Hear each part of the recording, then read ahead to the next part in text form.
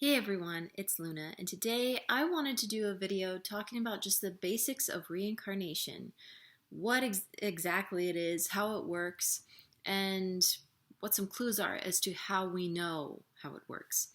So first of all, if you guys don't know my story already, I've talked about this in a few of my videos on my channel so far, but I used to be very religious. I was in a high demand Christian religion for 32 years of my life. I'm now 34. So I deconstructed not too long ago. But I have, in that time, near the end as I was deconstructing, which took many years, I studied many, many, many different religions all around the world, as many as I could. Not because I wanted to join any of them, but because in my own religion that I had been raised in, we were taught that we were the only true religion. And of course, we didn't believe in reincarnation. We didn't believe any Eastern ideas, of Eastern religions. So that led me to want to study, like, what is Buddhism? What is Hinduism? What is Jainism? What is Taoism? What are all of these religions from around the world that I've been told are, the Eastern ones that you have to be careful about?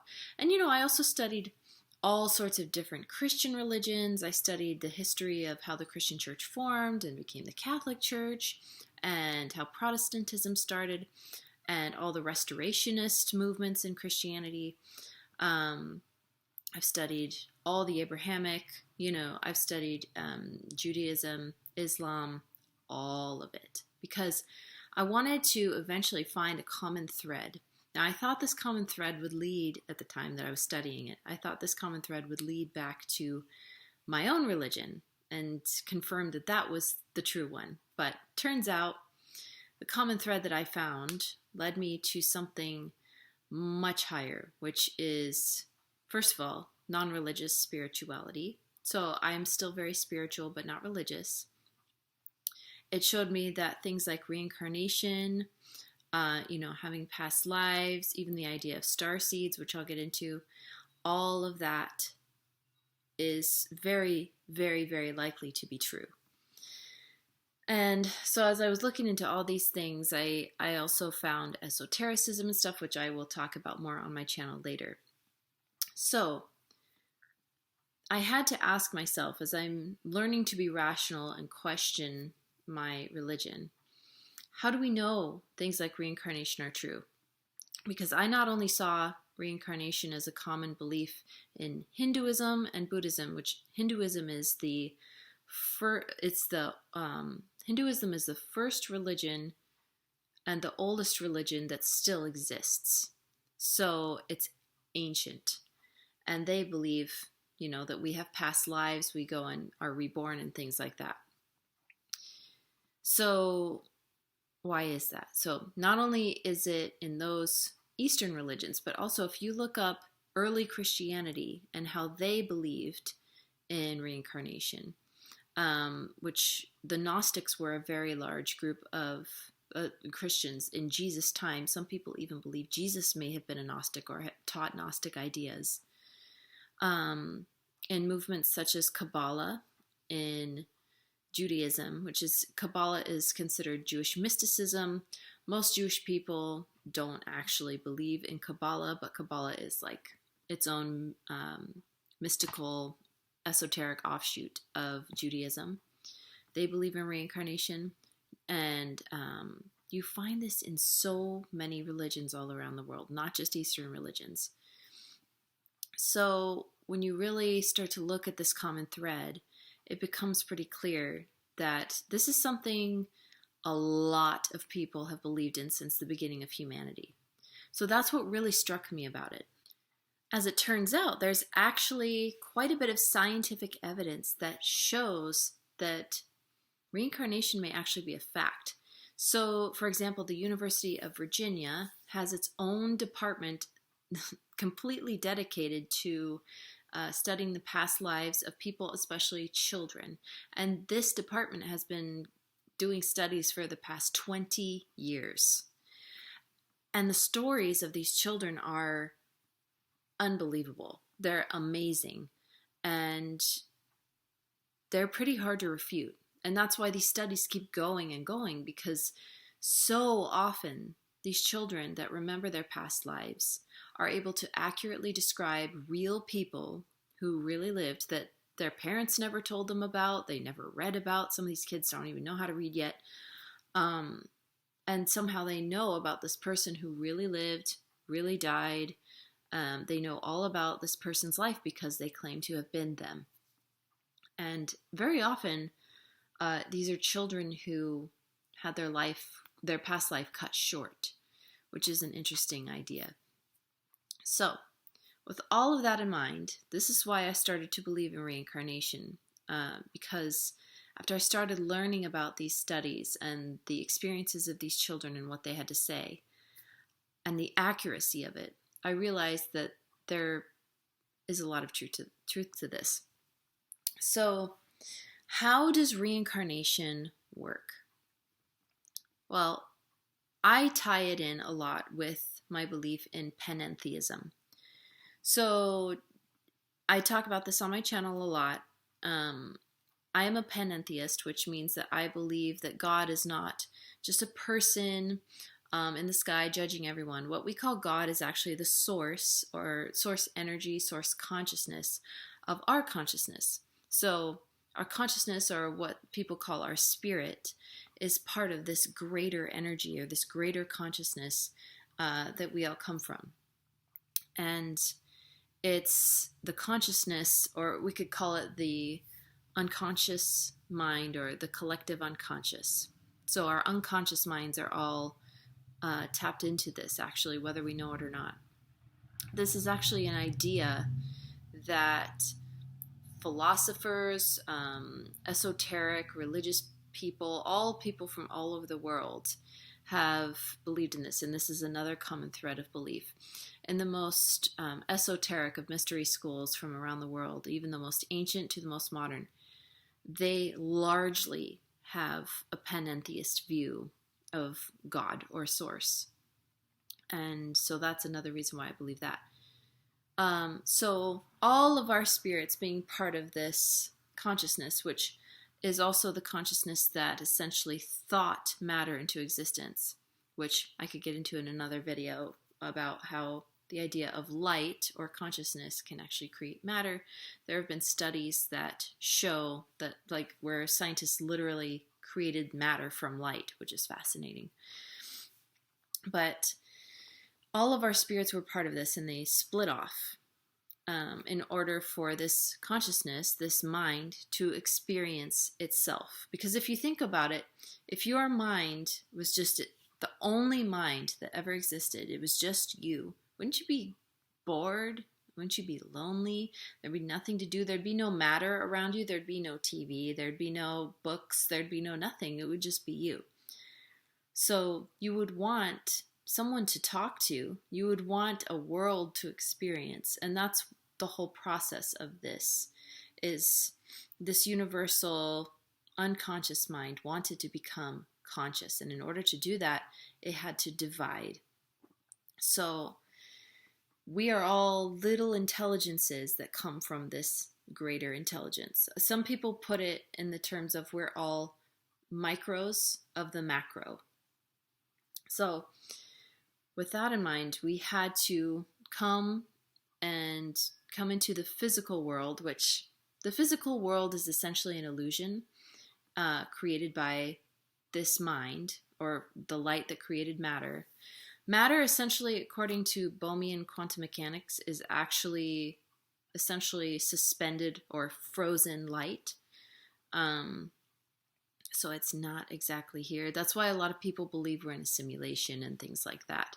It's something very similar to that, but we're not in a giant computer game. It's just an idea, born within this universal collective unconscious mind. There's many different names for it.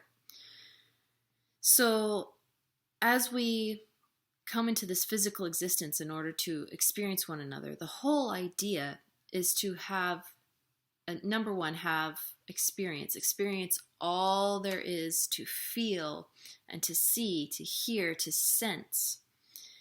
And we do that by first being, a very small and not very intelligent organism, and we evolve into, something like a human being or higher intelligences later on.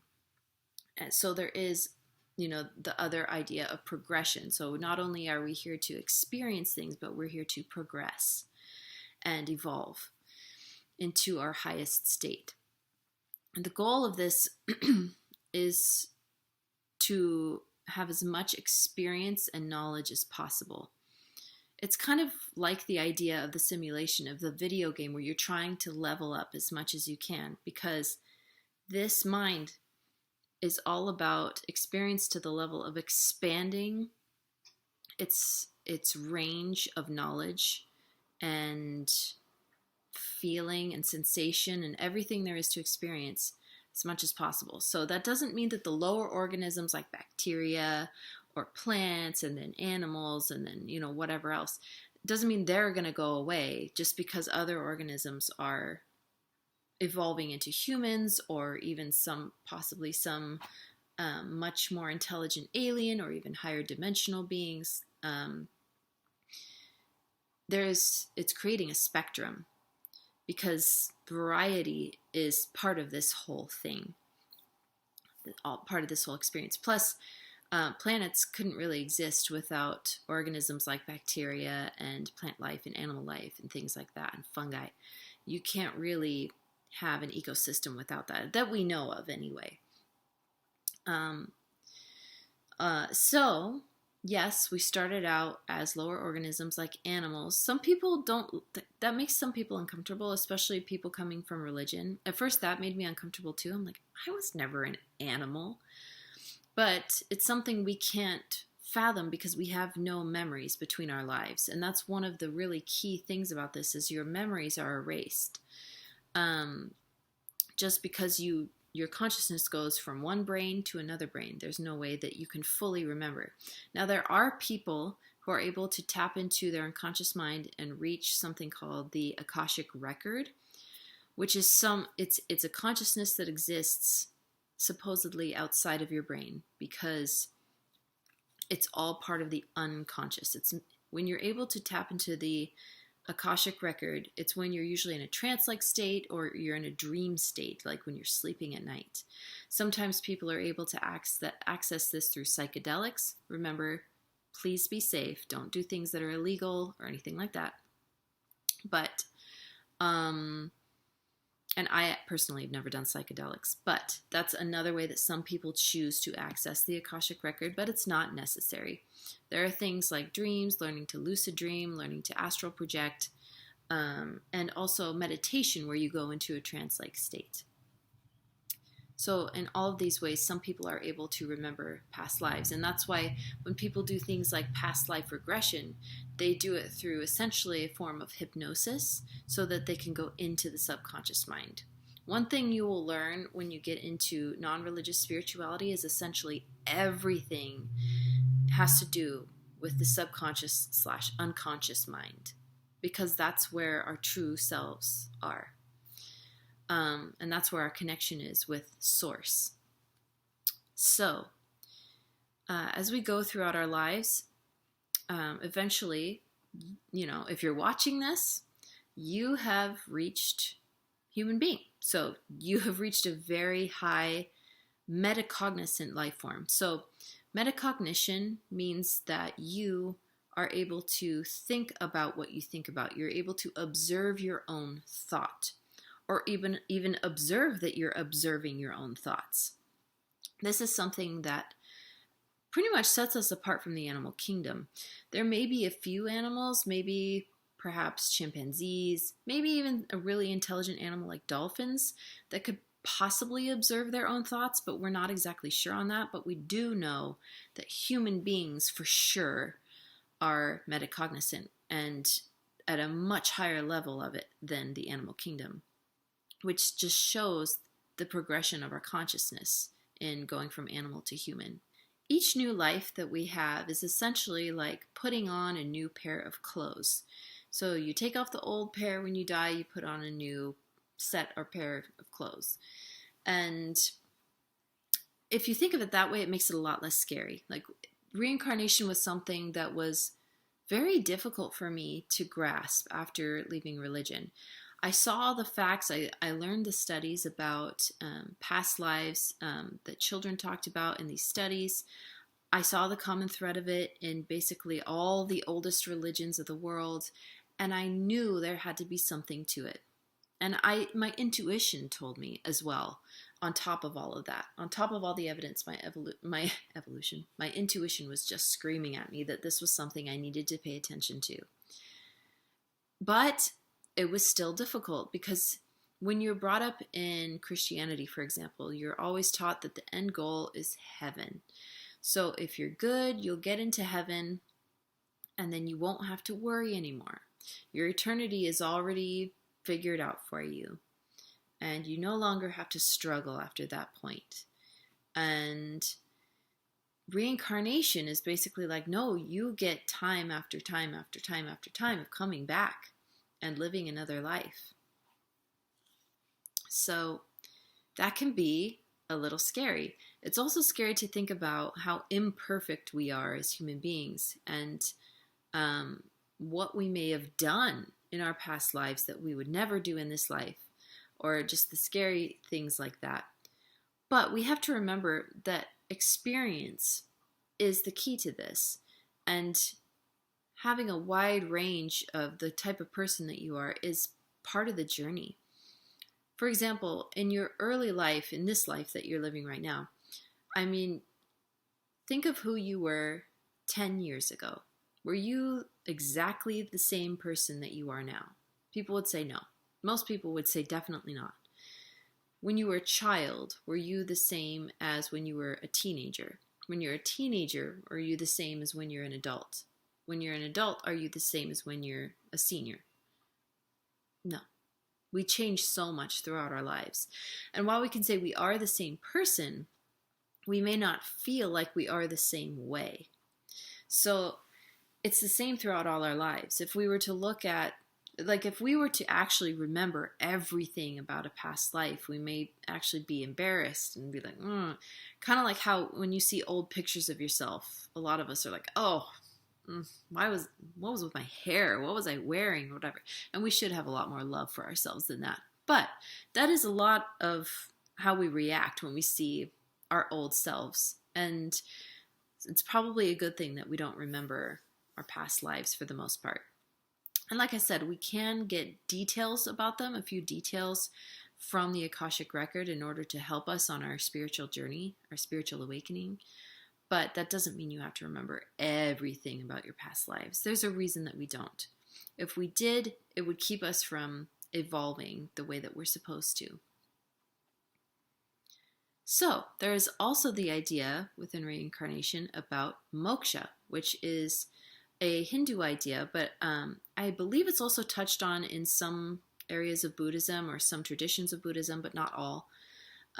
So moksha is the idea that you can end your cycle of death and rebirth.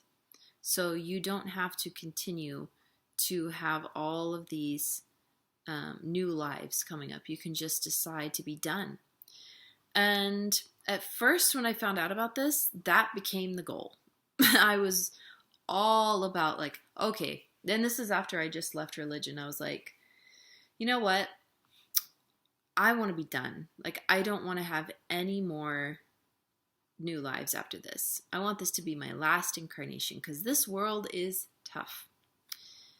But then I heard a perspective from someone who believes in reincarnation also, and they said, you know what? I think since the idea of this life is to evolve and to progress and things like that, I mean, we're going into the new age, what everyone talks about, the new age, or also known as the age of Aquarius. I think the Egyptians called it like the age of Horus, or the Dwapara Yuga cycle, which we've been in since like the 1700s, but we're on a very upward slope of it.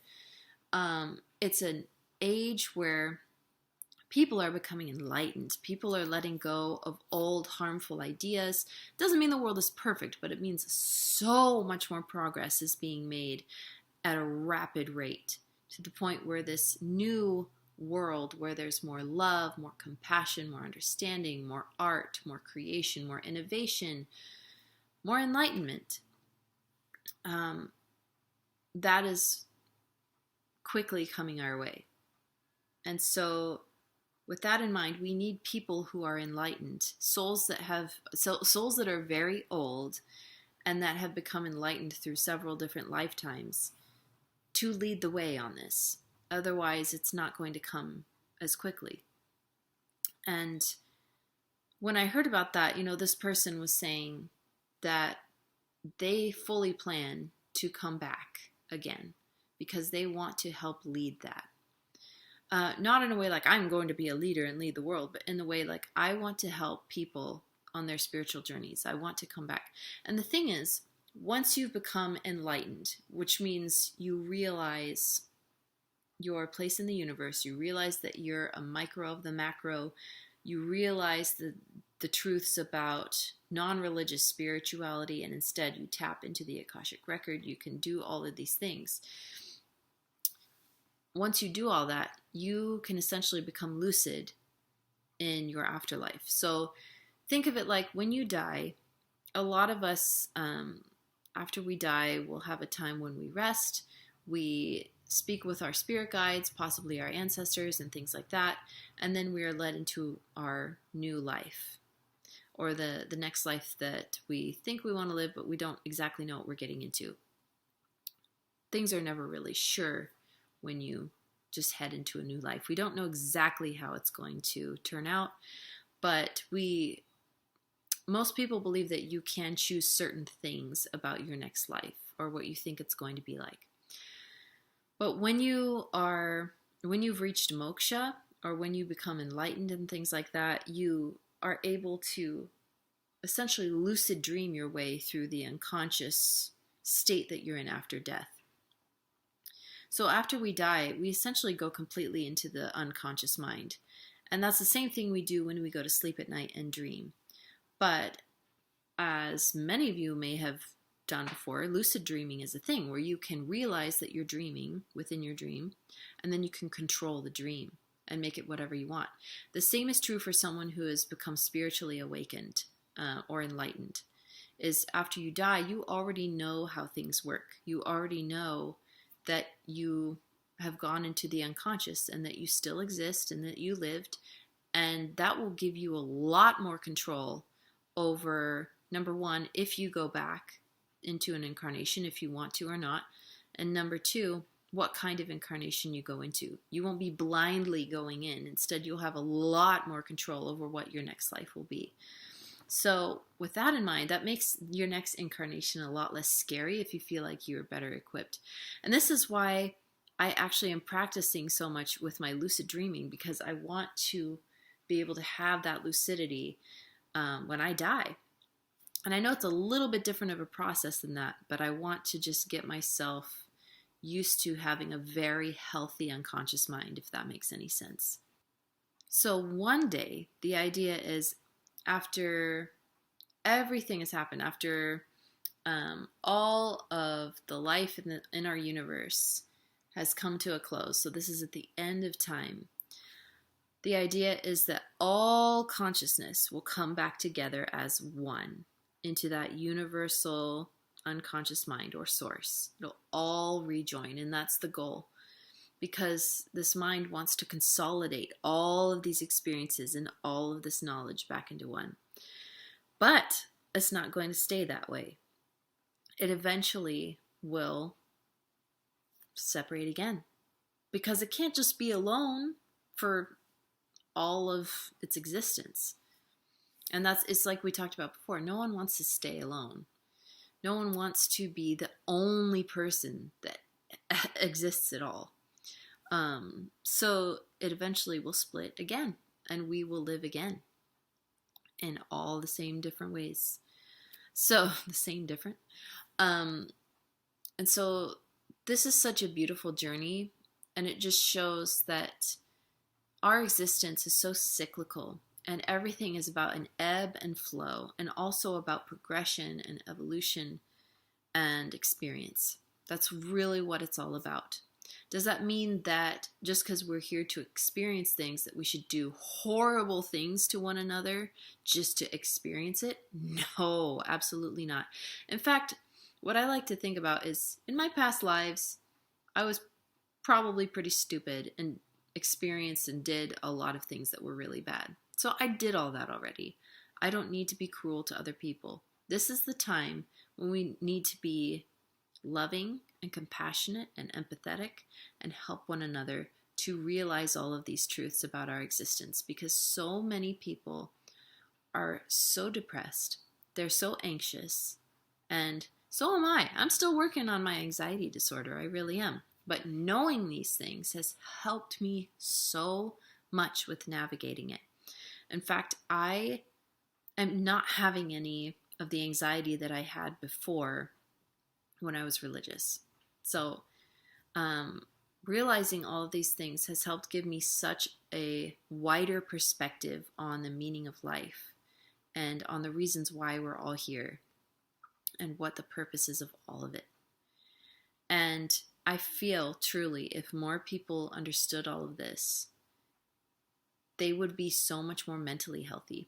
And there are ways that people can, of course, become spiritual and then experience psychosis, which is a whole different thing. But this does not, what I'm talking about is not like you're going to see a being come down and talk to you and give you a special message that only you know. It's not about having hallucinations. What I'm talking about is not like you're going to become a prophet or anything like that. This is just knowledge, like having knowledge from all these world religions where you see the common thread in it. You study esotericism and understand the symbols of it. And number one, you learn to follow your intuition about who you are as a soul, as a spirit, as a consciousness. So that's the healthy way to do it, in my opinion. And don't fall for all these, crazy woo-woo, like you have to buy this $500 crystal for whatever.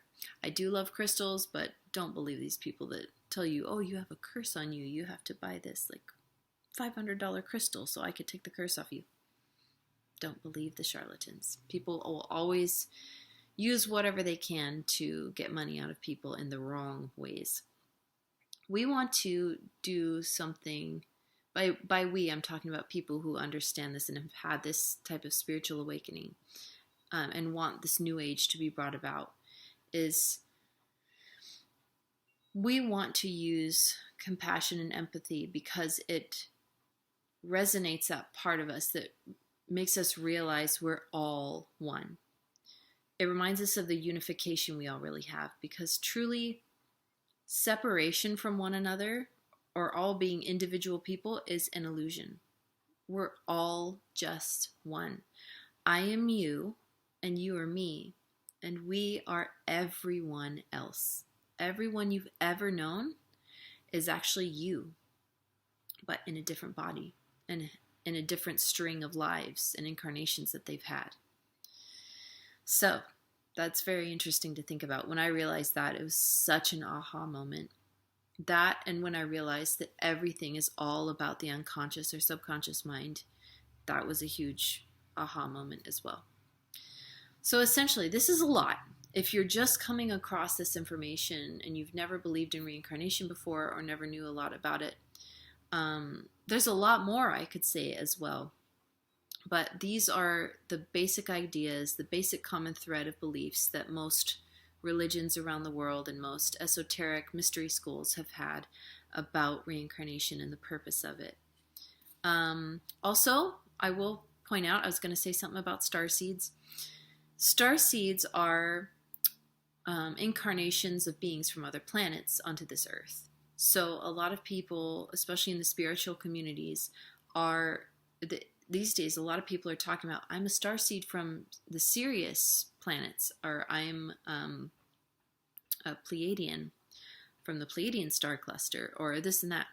And in my opinion, there's no full way to know exactly what kind of starseed you might be, but I do fully believe that it makes sense that if we're going to be incarnating on this earth, that there's so many conscious spirits in life throughout the universe, why would we only be confined to this planet? I believe that incarnations make sense, if they are interplanetary.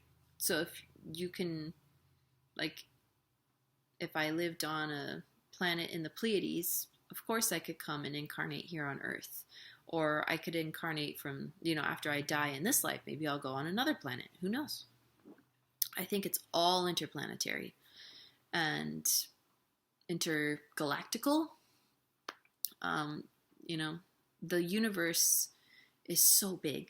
It's so big that truly we can't even fathom it. I saw a picture once of a ton of galaxies that looked just like little stars. I mean, they were countless.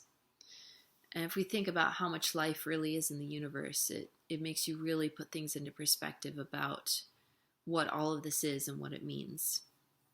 We're all just micros of the macro. So anyway, I hope that gives you some perspective on reincarnation and just the meaning of everything and why we're all here. And there's a lot more to spirituality, non-religious spirituality, besides reincarnation, of course, and besides panentheism. There's a lot more to it than that. But these are some key things within spirituality that I have found in all of my studies throughout the years, and I think are so important to understand. And they're also fascinating. So I would highly suggest doing your own studies. Don't just believe things because I say them. Look up all the studies, that you can about children who have past lives. They're fascinating. Look up stuff about near-death experiences because a lot of them have very similar things that they encounter on the other side that can give you some perspective on this. Look up what all the different religions believe about reincarnation because you'll start to see that common thread. And look up all the stuff in esotericism that you can find, like in Kabbalah, in Gnosticism, in Rosicrucianism, and Theosophy. All these different, there are many different schools of mysticism, mystery schools, esotericism. And most, if not all of them, believe in reincarnation, and they have wonderful things to say about that. Even in religions such as Wicca or more pagan belief systems, they usually believe in reincarnation as well. And those belief systems are some of the oldest also. So I hope all this information was helpful. And if you want to have me do a video on something similar to this or a different spiritual topic, please leave it in the comments below. If you made it this far in the video, please leave a comment with the secret word of the day, which is planet, and that'll let me know you got this far. So thank you for watching, and I'll talk to you later, guys. Bye!